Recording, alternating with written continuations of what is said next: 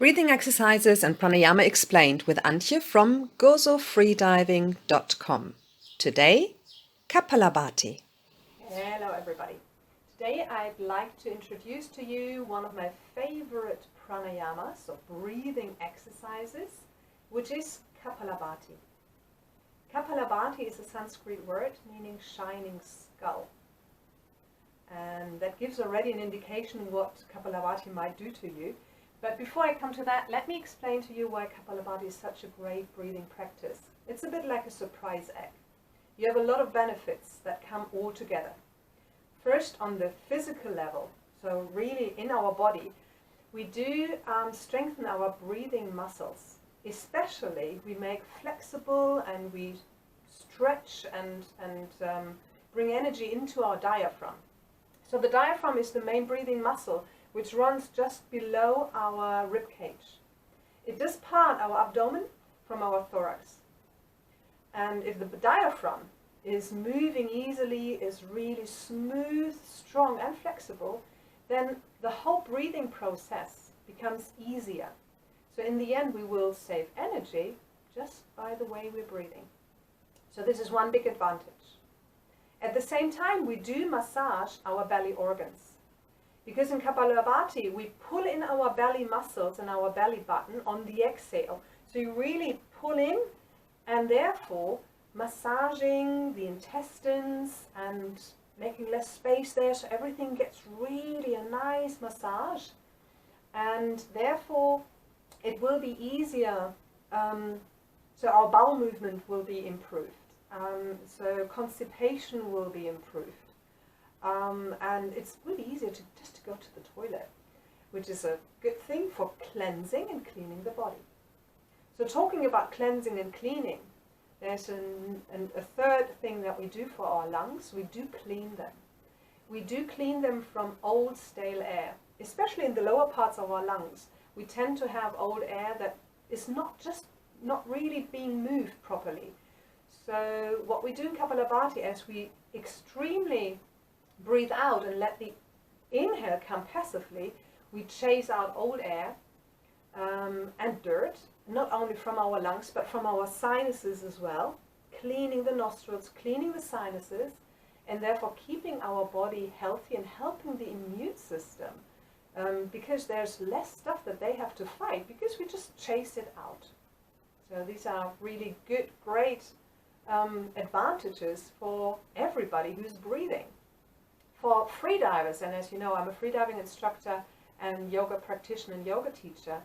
For freediving, it's great to have really efficient lung capacity, because we can increase as well our lung capacity, and the flexibility of our diaphragm makes it easier to dive deeper, and therefore this is a great breathing practice as well for freedivers. So from a yogic point of view, I mentioned in the beginning, Kapalabhati means shining skull. So Kapalabhati has got many meanings or many aspects.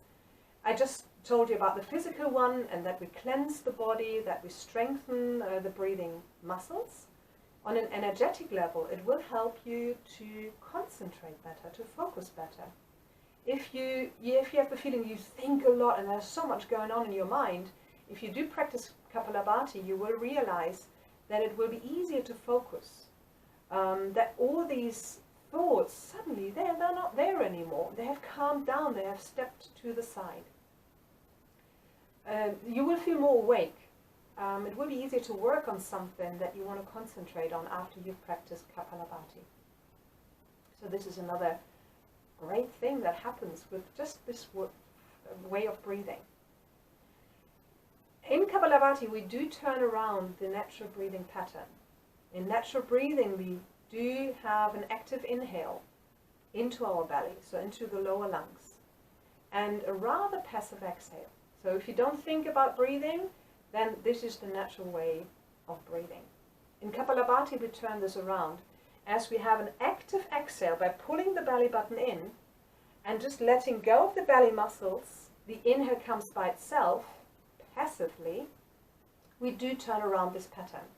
So we do create a little bit of a chaos for our whole system. which is not a bad chaos. This is a little bit what pranayama is about in these breathing practices. We create a chaos, trigger some stuff in our body and in our whole system as well, in the nervous system, and then we give our body and the nervous system time to calm down again. So this is important as well with Kapalabhati, and therefore there are two aspects. When we do several rounds of Kapalabhati, we will have a breath retention between the different rounds, just so our system can balance itself out again. And as well, after you have practiced 2, 3, even more rounds, just as long as it feels comfortable for you, please sit back for a couple of minutes and just let your breath flow naturally before you go into your day and before you take up other tasks and things that you do during your day. Otherwise, you might feel agitated, you might feel dizzy, you might feel uncomfortable. And if breathing practice wants to achieve something, then it's well-being, energizing or calming you down and balancing you out. So you don't want to have any negative effects of your breathing practice. If you do feel that, please step out of it. This might be a signal that you have practiced too much, that you have overdone it. So pace yourself. Rather little steps, start with a gentle approach, just a couple of repetitions, a couple of pumpings, not very extreme. And the retention of your breath shall be as well rather short in the beginning. You want to avoid any urge to breathe. Remember, if you're a freediver, if you're practicing these breathing practices to strengthen your lungs and to work on your freediving capacity, remember these pranayamas are not breath hold trainings. You will naturally increase your ability to retain your breath. However, in the pranayamas, you want to avoid any stress and any urge to breathe. If it comes to that point, it is a signal that you have overdone. So moderation is the key, not only here in this yogic practice, but actually in life. Because I'm sure with moderation you're going to reach your goal and your aim in the long run in a more relaxed and more efficient way as if you jump to the goal. I will practice with you 2 rounds, and it's up to you then to repeat that. I recommend watch the video first before you step into it, and then you can practice at your own pace and repeat it as often as it feels right. Are there any contraindications? Is Kapalabhati for everybody? I'd say yes and no. For some people, it might not be the right breathing practice. In any case, even if you don't have any indications, if it doesn't make you feel right, if it doesn't feel good, please stay away from it. There are so many other breathing practices that will then probably work much better for you. One indication might be if you suffer from very low or very high blood pressure. Then have a gentle approach, try it out, but if it doesn't make you feel good, if you feel your heart racing or if you feel dizzy, uncomfortable in any way, please ease out of it. If you're pregnant, please leave it out as well, especially in the first and in the last part of your pregnancy. It just stirs up too much energy, and this is probably and most probably not good for yourself and your baby. Similar thing applies when you're on your cycle as a woman. You might probably not feel like doing this sort of breathing anyway. If you feel good with it, have a gentle approach, but in general your body might tell you anyway, if you feel like breathing practice, that you do something very soothing, very calming, and Kapalabhati is stirring up a lot of energy, so you might want to avoid it in a natural way anyway. Okay, I think this is it about Kapalabhati.